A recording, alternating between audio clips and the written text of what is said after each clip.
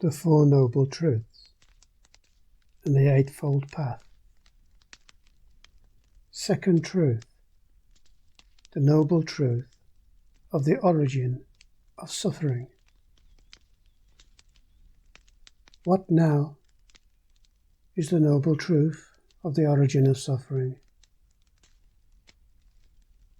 It is that craving which gives rise to fresh rebirth, caught up with pleasure, lust, now here, now there, forever fresh delight. In the absolute sense, it is no real being, no self-determined, unchangeable ego entity that is reborn. Moreover, there is nothing that remains the same even for 2 consecutive moments. For the first 5 khandhas, or groups of existence, are in a state of perpetual change, of every continual dissolution and renewal.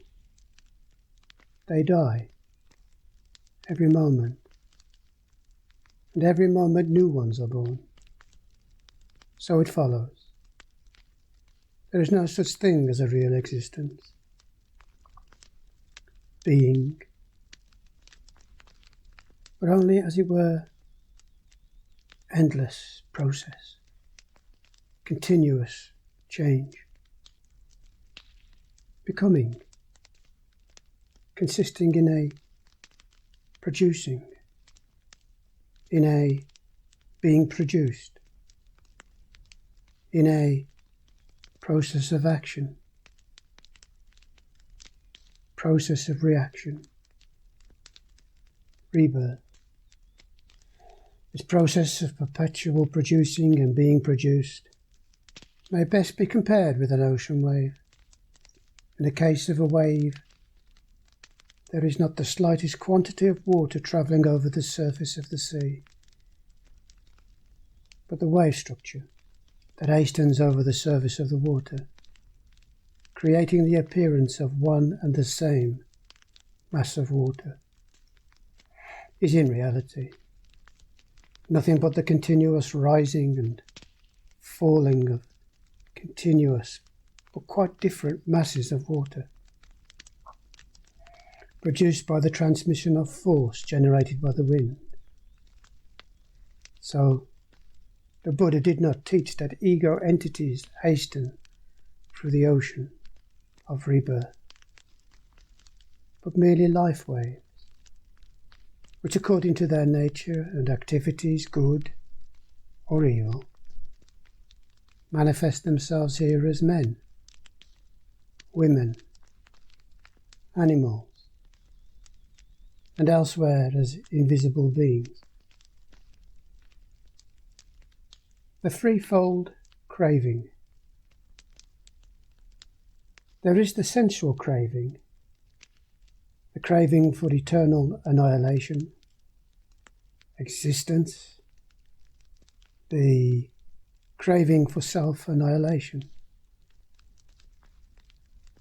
the craving for external existence, according to the Visuddhimagga, is intimately connected with the so-called eternity belief, i.e., the belief in an absolute, eternal, ego entity persisting independently of our body. The craving for self-annihilation is the outcome of the so-called annihilation belief.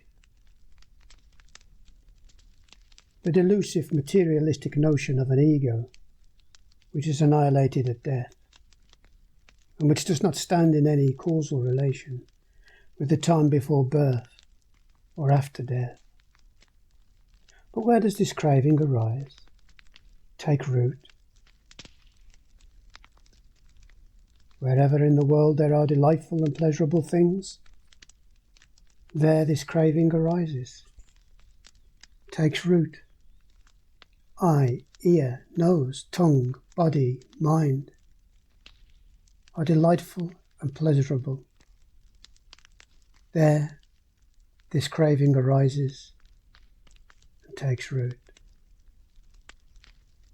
Visual objects, sounds and smells and tastes and bodily impressions and mind objects are delightful, pleasurable. There this craving arises and takes root. Consciousness, sense impression, feeling born of sense impression, perception, will, craving, thinking, reflecting, are delightful and pleasurable. There this craving arises and takes root. If, namely, when perceiving a visual object, a sound, odour, taste, bodily impression, or a mind object, the object is pleasant, one is attracted, and if unpleasant, one is repelled. Thus, whatever kind of feeling one experiences, pleasant, unpleasant, indifferent, one approves of, cherishes the feeling, clings to it. So while doing that, lust springs up. But lust for feelings means clinging, and on clinging depends the process of becoming. On the process of becoming, a karma process, depends future, birth, and dependent on birth are decay and death, sorrow, lamentation, pain, grief, despair. Thus arises the whole mass of suffering. This is called the noble truth of the origin of suffering. Heaping up of present suffering. Verily, due to the sensuous craving, conditioned through sensuous craving, impelled by sensuous craving, entirely moved by sensuous cravings, kings fight with kings, princes with princes, priests with priests, citizens with citizens. The mother quarrels with the son with the mother, the father with the son with the father. Brother quarrels with brother, brother with sister, sister with brother, friend with friend. Thus, given to dissension, quarrelling and fighting, they fall upon one another with fists, sticks, or weapons, and thereby they suffer death or deadly pain. Further, due to the sensuous craving, conditioned through sensuous craving, impelled by sensuous craving, entirely moved by sensuous craving, people break into houses, rob, plunder, pillage whole houses, commit highway robbery, seduce the wives of others. Then the rulers have such people caught and inflict on them various forms of punishment, and thereby they incur death or deadly pain. Now, this is the misery of sensuous craving, the heaping up of suffering in this present life due to sensuous craving, conditioned through sensuous craving, caused by sensuous craving, entirely dependent on sensuous craving, heaping up future suffering. People take the evil way in deeds, the evil way in words, the evil way in thoughts. And by taking evil way in deeds, words, thoughts, at the dissolution of the body, after death, they fall into a downward state of existence, state of suffering in perdition, the abyss of hell.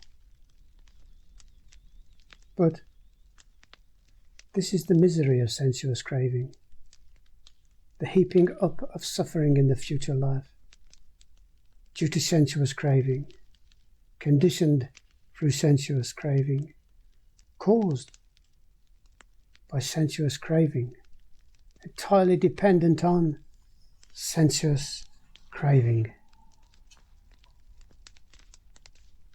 Not in the air, nor ocean mist, nor hidden in the mountain cleft. Nowhere is found a place on earth where man is freed from evil deeds. Inheritance of deeds, karma, for owners of their deeds. Karma are the beings, heirs of their deeds. Their deeds are the womb from which they sprang. With their deeds they are bound up. Their deeds are their refuge.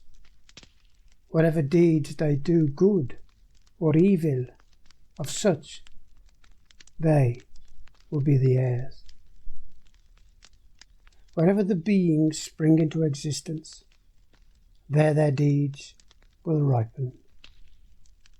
Wherever their deeds ripen, there they will earn the fruits of those deeds.